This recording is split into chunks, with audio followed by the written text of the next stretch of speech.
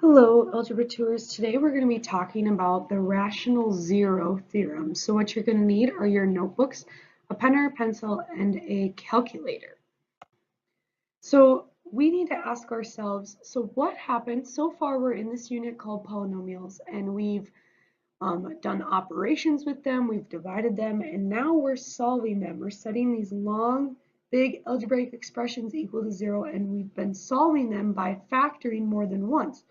So now we have to ask the question, what happens when we can't factor a polynomial to find solutions and our calculator's hint of a solution can't be determined precisely? Remember when we used the graphing calculators in class, we saw that sometimes those solutions are either not even crossing the x-axis or they are crossing the x-axis, but we can't tell what 2.8357 dot dot dot whatever is, and we don't know what that solution is as an actual number or if it's just a decimal. So our goal then today, or for this video, is to find a way to solve polynomials that can't be factored and we can't just simply plug into our calculator and see what the graph tells us. So that is our goal. So what's going to help us achieve our goal for today is the rational zero theorem. And what this does is it helps us become a better educated guesser to find hints in our calculators. So the rational zero theorem says every rational zero or solution has the form P over Q, or P divided by Q, where P is the number, or the factors, numbers I should say, factors of the constant or the last term in our polynomial, and Q are the factors of the leading coefficient, or the first term's number. So we're going to look at two examples on what this theorem means. So we need to find the factors of the last number and the first number, and the last number's factors are going to be on top, and the first coefficient's numbers are going to be on the bottom of that fraction, P over Q. Okay, so this is our first example. F of x is equal to 2x cubed minus 5x squared minus 14x plus 8. That is my polynomial, and we want to compile the list of possible solutions using that rational zeros theorem. So remember, the rational zeros theorem is saying P divided by Q, where P is the factors of 8 over the factors of Q. So I have 8 and 2.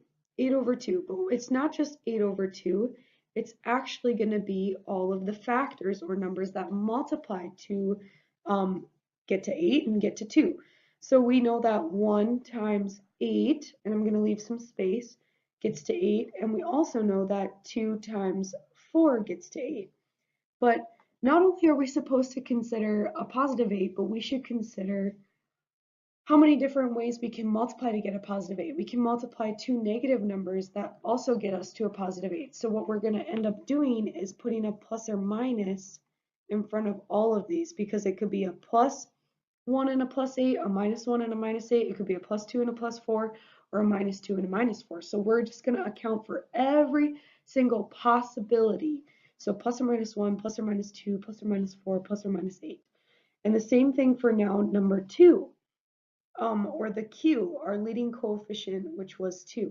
So numbers that multiply to 2 are 1 and 2, and it's plus or minus 1 and plus or minus 2, because it could be positive 1 times positive 2 gets us to 2, or negative 1 times negative 2 gets us to 2. So we got to account for all of those possibilities. But this isn't our final answer. We need to figure out what the list is, and currently my list is a bunch of numbers in this weird fraction setup. So my list is actually going to be going and thinking of if we were to take each fraction, each possibility of a fraction of numbers. So like 1 divided by 1. So one of my list is going to be 1 divided by 1, which is 1, and we're accounting for the plus or minus of that. And then if we do 2 over 1, that's going to be plus or minus 2. And then if we do 4 over 1, that's going to be plus or minus 4. And then if we do 8 over 1, that's going to be plus or minus 8. And now we have to account for if our base is 2. So I'll use green for that. So let's account for all the possibility of fractions. So 1 over 2, we don't have that one listed yet, so plus 1/2.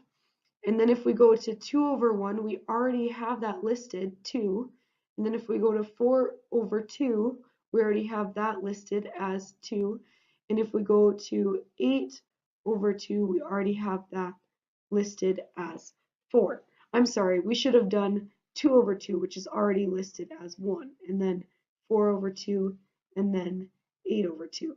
So the goal of making this list is to first find the factors of the constant over the leading coefficient, and then from there, your list is going to be making each possible number like 1 over 1, 2 over 1, 4 over 1, 8 over 1, 1 over 2, 2 over 2, 4 over 2, 8 over 2, coming up with an actual list of possibilities if we were to come up with every single fraction that's created from our 8 factors of 8 over factors of 2.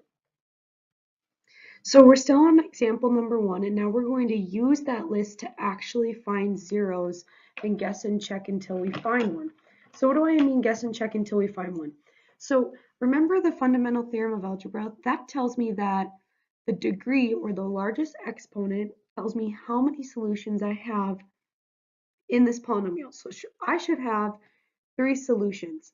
But in my list that I generated, I have 1, 2, 3, 4, 5, 6, 7, 8, 9, 10. So that's right, we have 10 possible solutions. So what this theorem is saying is that out of those numbers, only 3 of them are actually going to be solutions. And so when I say guess and check until you find one, I literally mean you could go through all 10 of these solutions and guess all of them and check to see until they are one. So we're going to start. First of all, how do we guess and check? We have to divide the polynomial. Our goal is to get this degree to a degree 2 so that we can factor it. So in order to do that, we have to divide out a factor or another solution. So we can use long division or synthetic division. I personally think synthetic division is easier. So remember, with synthetic division, we just use the coefficients. So 2, -5, -14, and 8. And this is the part where it's kind of stinky. You just pick a number from the list. You can start with 1, you can just shoot the gap and go to 4, whatever. You can totally guess whatever you want. We just need to figure out some number to try. So I'm gonna try -1, and I'm gonna plug him in, and let's divide him out. So drop the 2. 2 times the -1 is -2. -5 plus -2 is -7. Now we multiply the -7 times the -1, that's 7. -14 plus 7 is still a -7. -7 times the -1 is 7. 8 plus 7 is 15. Remember, this number means remainder. And when the remainder is not 0, that means that this is not a solution because we have this remainder of 15 over x plus 1. That's not what we want. We want to divide so that our solution has a remainder of 0. That's how we know it's a solution, is when the remainder is 0. So we did all that work, and -1 is not a solution. So now you got to set up your table again. 2, -5, -14, and 8. And now we're going to just try another number. I don't know. I'm literally just picking. Let's try -2. Drop the 2. 2 times the -2 is -4. -5 plus -4 is -9. -9 times the -2 is 18. -14 plus 18 is 4. 4 times the -2 is -8. Here we go. 8 minus 8 is 0. That means that when my remainder is 0, this guy is a solution. And so the rest, so we know for my solutions, one of my solutions is going to be x is equal to -2. And now we have to figure out the other 2 solutions. And sure, we could keep going through the list, but why not factor? So we know that 2, -9, 4 represents the leftover equation that we divided out. We just took 2x to the third minus 5x squared minus 14x plus 8 divided by this as a factor is x plus 2. And now we're left with, this was my remainder, this is the constant, this is the x term, and this is the x squared term. So my polynomial left over is 2x squared minus 9x plus 4, and we're setting that all equal to 0, so we can set up our parentheses and factor. So first times first, to get to a 2x squared, I need 2x times x.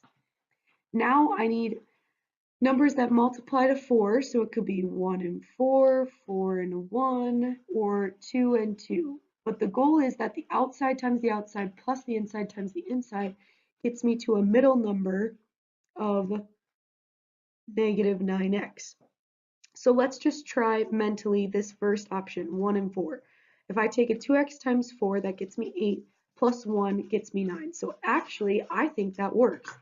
This option right here, because now if we do a -4 and a -1, -1 times -4 gets us back to a +4, and the -8 plus a -1 gets us to a -9. So I'm going to section off. I'm kind of running out of room. Sorry about that. So now we have the two leftover factors. X minus 4, we want to set him equal to 0, and we have 2x minus 1 and set him equal to 0.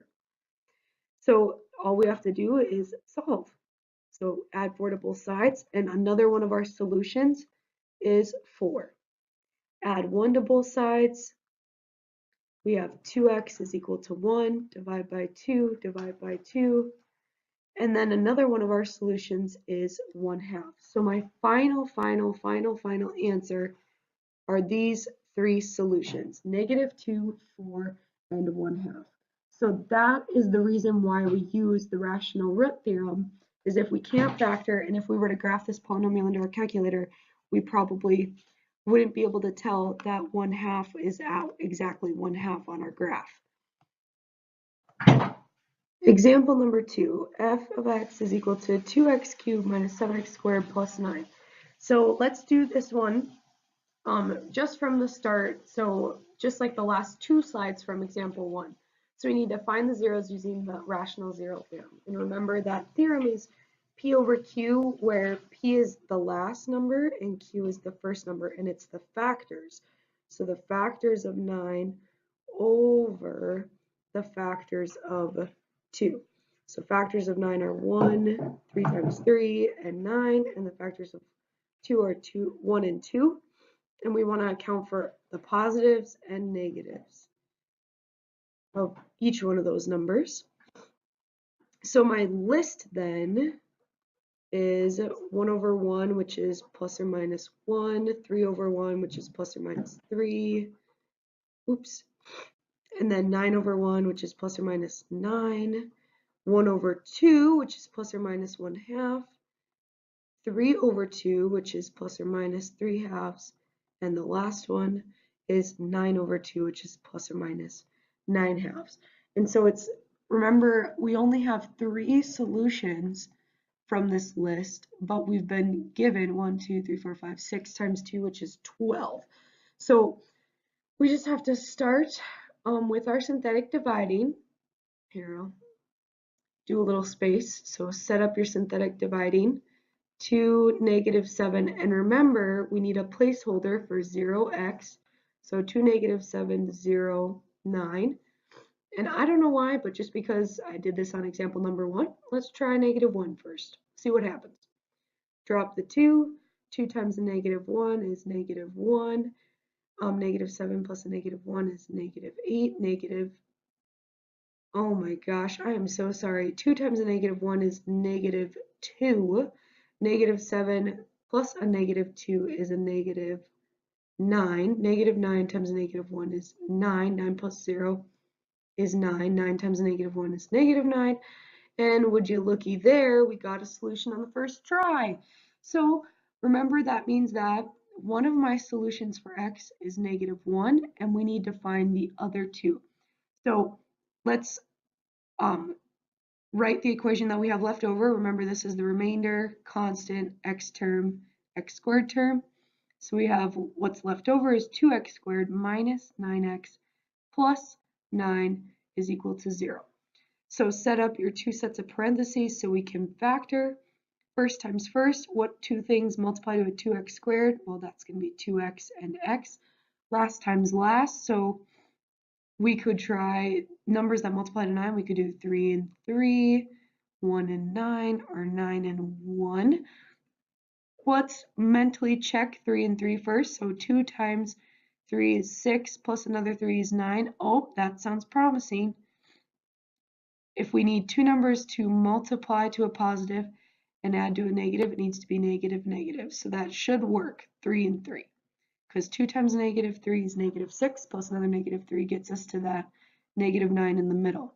So now we have two factors, 2x minus 3, set each of those factors equal to 0.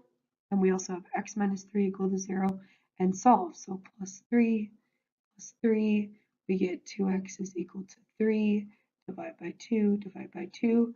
Another one of my solutions is 3/2. And then of course my last one, just plus 3 to both sides, and I get one of my solutions is 3. And so that is my answer. My three solutions are -1, 3/2, and 3. All right, ladies and gentlemen, thank you so much for taking good notes. And of course, if you have any questions about this video, we will talk about it in class. I know this theorem can be a little funky and it may be a little confusing. So hopefully you took good notes, and I'll see you soon.